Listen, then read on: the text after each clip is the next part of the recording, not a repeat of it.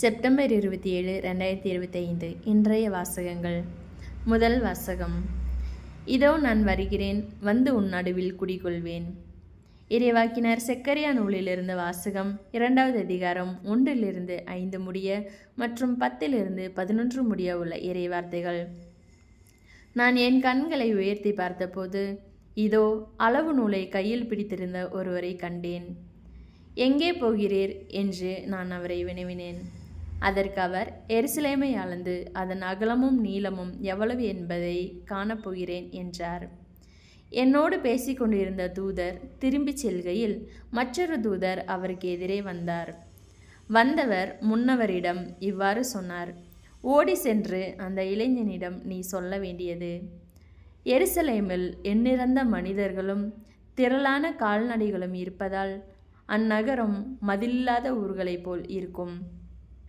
ஏனெனில் அதை சுற்றிலும் நானே நெருப்பு சுவராய் அமைவேன், அதனுள் உறையும் மாட்சியாய் விளங்குவேன் என்கிறார் ஆண்டவர். மகளே சீயோன், அகமகிழ்ந்து ஆர்ப்பரி, இதோ நான் வருகிறேன், வந்து உன் நடுவில் குடிகொள்வேன் என்கிறார் ஆண்டவர். அந்நாளில் வேற்றினத்தார் பலர் ஆண்டவரிடம் வந்து சேர்வார்கள். அவர்கள் அவருடைய மக்களாய் இருப்பார்கள். அவர் உன் நடுவில் தங்கியிருப்பார். இது ஆண்டவரின் அருள்வாக்கு.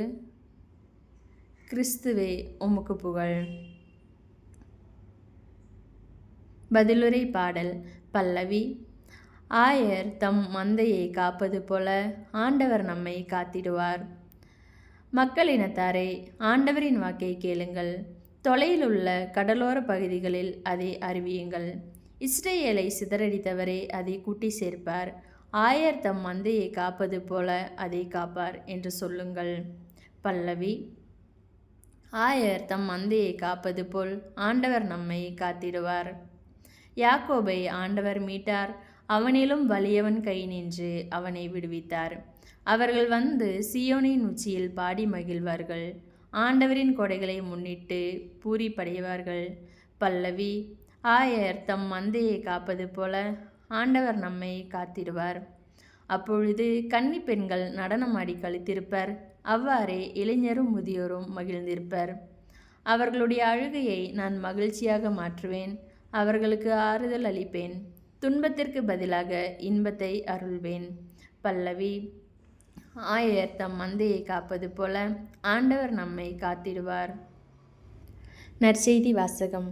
மானிட மகன் மக்களின் கையில் ஒப்புவிக்கப்பட இருக்கிறார். லூக்கா எழுதிய தூய நற்செய்தியிலிருந்து வாசகம். 9வது அதிகாரம் 43-45 முடிய உள்ள இறைவார்த்தைகள். அக்காலத்தில் இயேசு செய்த யாவற்றையும் பார்த்து அனைவரும் வியப்படைந்தனர். அவர் தம் சீடர்களிடம், நான் சொல்வதை கேட்டு மனதில் வைத்து கொள்ளுங்கள். மானிட மகன் மக்கள் கையில் ஒப்புவிக்கப்பட இருக்கிறார் என்றார். அவர்கள் அவர் சொன்னதை புரிந்து கொள்ளவில்லை. அவர்கள் அதை உணர்ந்து கொள்ளாதவாறு அது அவர்களுக்கு மறைவாய் இருந்தது. ஆயினும் அவர் சொன்னது பற்றி அவரிடம் விளக்கம் கேட்க அஞ்சினார்கள். இது ஆண்டவரின் அருள்வாக்கு. கிறிஸ்துவே உமக்கு